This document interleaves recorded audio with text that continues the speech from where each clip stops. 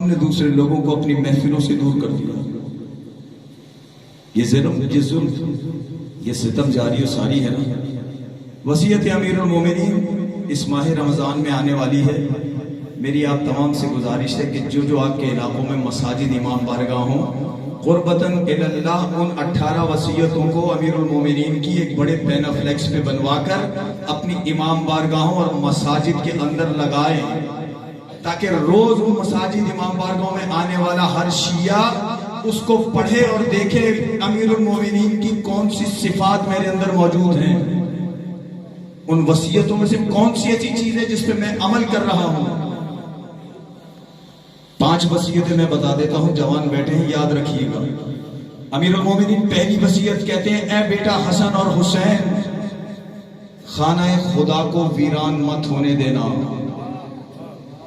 خانہ خدا کیا؟ بیت اللہ، اللہ کا گھر، مسجد.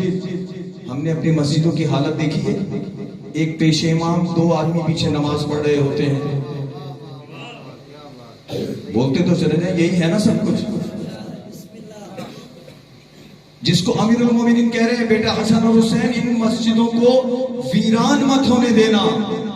ہم نے وہ مسجدیں ویران کر دی.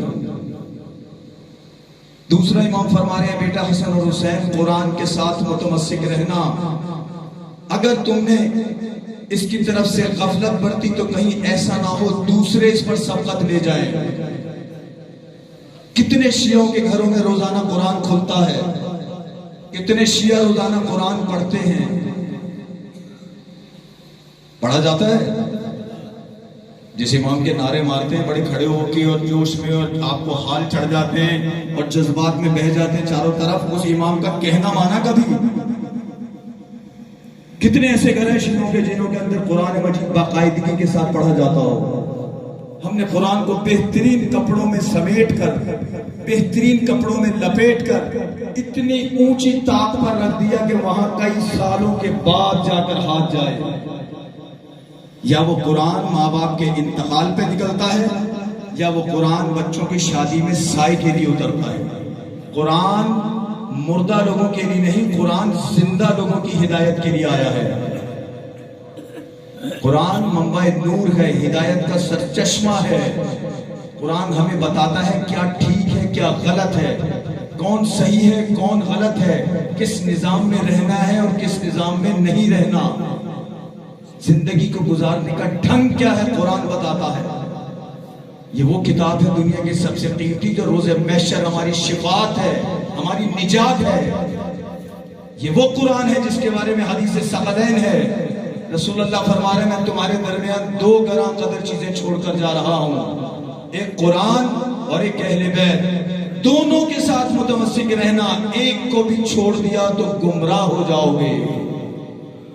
جس نے قرآن کو تھاما، اہل بیت کو چھوڑا، وہ بھی گمراہ. جس نے خالی اہل بیت کو تھاما، قرآن کو چھوڑ دیا، وہ بھی گمراہ. قرآن اور اہل بیت ایک سامت قرآن ہے، ایک ناطق قرآن ہے. دونوں ایک دوسرے کے ساتھ متمسک ہیں، جڑے ہوئے ہیں. اس لیے معصوم فرماتے ہیں کہ ہماری حدیثوں کو جب کوئی بیان کرے، ان حدیثوں کو قرآن کے ساتھ موازنہ کرو. اگر قرآن سے ٹکرا رہی ہوں تو انہیں دیوار پر دے مارو. آج کثرت کے ساتھ جھوٹی حدیثیں گھڑی جاتی ہیں، انہیں اماموں سے منسوب کر کے واٹس ایپ پہ اندھا دھند لوگوں کو بھیجا جا رہا ہے. کوئی تحقیق کرنے والا نہیں، کوئی تصدیق کرنے والا نہیں. نئی نسل کے بچوں کو گمراہ ترین کام کر کے تباہ کیا جا رہا ہے. امام علی کی وصیتیں ایسے نہیں تھی. یہ کائنات کا مشکل کشا ہے. جتنا علم مولا علی کے لیے، یہی درد تھا مولا علی کے پاس. یہی مولا علی دل کمیل سے کہتے تھے، اے کمیل، اس سینے کے اندر جتنا علم ہے یہ علم لینے والا کوئی نہیں ہے.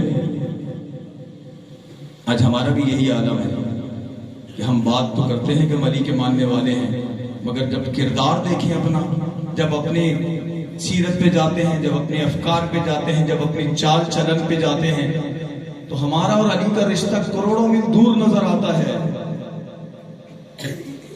مولا علی علیہ السلام یہی در تھا جسے کمیل کو کنویں کے اندر مولا اپنا منہ دے کر چیخ چیخ کر اپنا درد بیان کرتے تھے، کوئی سننے والا نہیں ہوتا تھا، کیونکہ حق کے پیروکار تھے مولا امیر المومنین۔ مولا امیر المومنین اس لیے نہیں آئے، یہ الہی امام ہیں، یہ آپ کو اور ہم کو خدا کی طرف لے جانے کے لیے آئے ہیں۔ یہ اس لیے نہیں آئے تھے کہ میرے لیے نعرے مارو، یہ کوئی دنیا کے بارے میں امیر المومنین فرماتے ہیں تمہاری دنیا میرے پاؤں کی نالین کے برابر ہے، پاؤں کے جوتی کے برابر ہے۔ یہ دنیا جس کے پیچھے آج ہم مگن ہیں، ہم تو کہیں بھی امام کو فالو نہیں کر رہے، ہم کہاں امام کے پیچھے چل رہے ہیں، نہ آگے جا رہے ہیں نہ پیچھے جا رہے ہیں۔ امام کا راستہ اور نظر آ رہا ہے، ہمارے راستے اور نظر آ رہے ہیں۔ امام نے جو کہا ہم نے کیا۔ امام نے فرمایا اے بیٹا حسن اور حسین، آپس کے میل جول کو قائم رکھنا، آپس کے اتحاد کو قائم رکھنا۔ ہم ایک دوسرے کے ساتھ دستوں گریبان، ایک دوسرے کے ساتھ مسجد و امام بارگاہ میں دیواریں کھڑی کر کے بیٹھے ہوئے ہیں، ایک دوسرے کو گالی گلوچ دے رہے ہیں، ایک دوسرے کی توہین کر رہے ہیں۔ کہاں امام کی باتیں مان رہے ہیں؟ چوتھا امام نے فرمایا بیٹا حسن اور حسین، بیواؤں اور یتیموں کا خیال رکھنا۔ ہم بیواؤں کی بھی پینشن کھا جائیں، ہم یتیموں کے گھروں پہ قبضہ کر لیں، یتیموں کی زمینیں کھا جائیں، یہی کر رہے ہیں سب کچھ۔ اور سب سے آخری کام جو امیر المومنین نے فرمایا، 18 میں سے میں نے شارٹ کر کے صرف 5 ہی بتائیں۔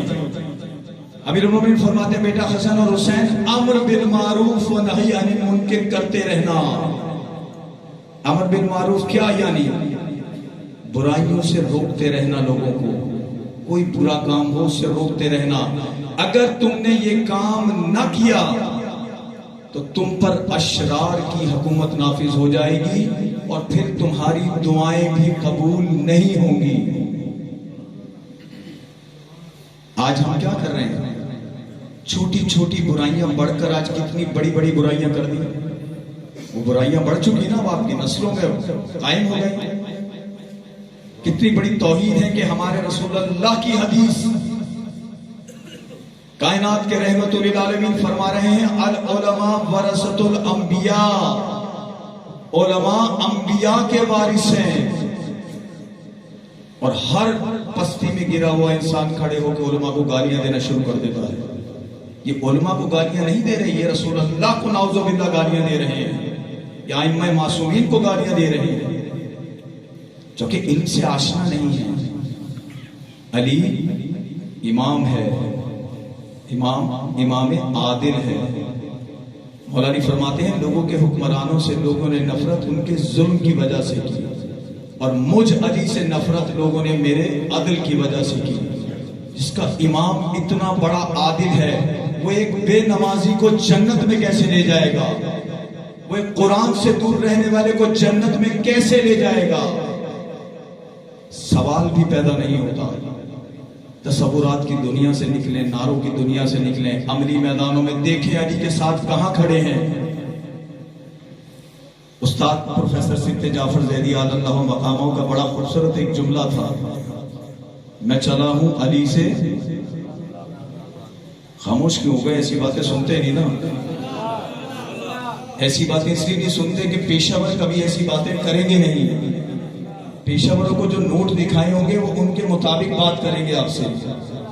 ہم سادات ہیں، اس ممبر پہ ہمارے جد کا فریضہ ہے، وہ ادا کرنا ہے ہمیں۔ آپ کی واہ نہیں چاہیے ہمیں، ہم نے یہاں وہ کام کرنا ہے جو ہمارے جد نے ہمیں بتایا ہے۔ یہ جملہ کتنا خوبصورت لکھا ہوتا ہے کہ میں چلا ہوں علی سے ملاقات کو۔ جس نے یہ جملہ کہا ہے وہ واقعی باعمل شخصیت تھی۔ ایسے لوگ علی سے ملاقات کر سکتے ہیں، مگر آج ہر جنازے کے بعد اشتہار پہ لکھا ہوتا ہے میں چلا ہوں علی سے ملاقات کو۔ اب جب 4 آدمی تجھے اپنے کاندھے پہ لے جا رہے ہیں تو تو چلا ہے علی سے ملاقات کو۔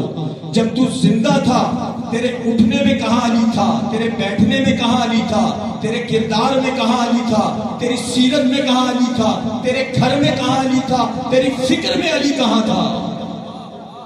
زندہ رہتے ہوئے تیرا علی سے دور دور کا رشتہ نہیں تھا سوائے ناروں کے، اور اب جب 4 آدمی کندھے پر لے جا رہے ہیں تو تو اس ناز سے کہہ رہا ہے میں چلا ہوں علی سے ملاقات کو.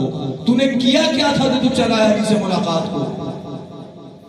اگر تو باعمل ہے، تو پاکردار ہے، جچتا ہے تجھے کہنا.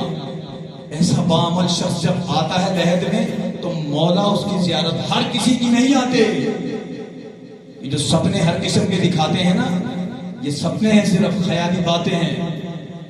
علی صرف اس کی قبر میں، اس کی لحد میں زیارت کو آتے ہیں جس نے زندگی کے اندر علی کے کردار و سیرت کو اپنایا ہو. ہمیں ائمہ معصومین کی پیروی کرنی ہے. یہ خوش فہمی کے اشعار لکھ کے اپنے آپ کو ایسے مت بہلائیں. علی کے چاہنے والے ایسے نہیں ہیں. یہ جو زمانے بھر میں دیکھتے ہیں آج ہمارے جیسے سوشل میڈیا کے نئے نئے بچے پڑھنے آ رہے ہیں، بچوں کی ذہن سازی جس طرح سے کی جا رہی ہے. آپ پڑھے لکھے بافکر افراد ہیں. یہ جو جملے مجھے بتا دیں، تاریخ میں اہل علم بھی بیٹھے ہیں، اہل قلم بھی بیٹھے ہیں. یہ علی کا ملنگ اور حیدر کا ملنگ کس تاریخ کے اندر مجھے دکھا دیں کہیں علی کا ملنگ علی کے ساتھ ہو. ملنگ کہتے کسی جو 6 مہینے نہاتا نہیں اسے ملنگ کہا جاتا ہے. ایسا ہی ہے نا، یہ چیزوں میں ایسا ہی ہوتا ہے. علی کا ملنگ کہاں نظر آئے کسی تاریخ میں علی کے ساتھ؟ علی کے ساتھ ہم نے تاریخوں میں جو دیکھا، علی کے ساتھ میسم ہے، علی کے ساتھ قنبر ہے.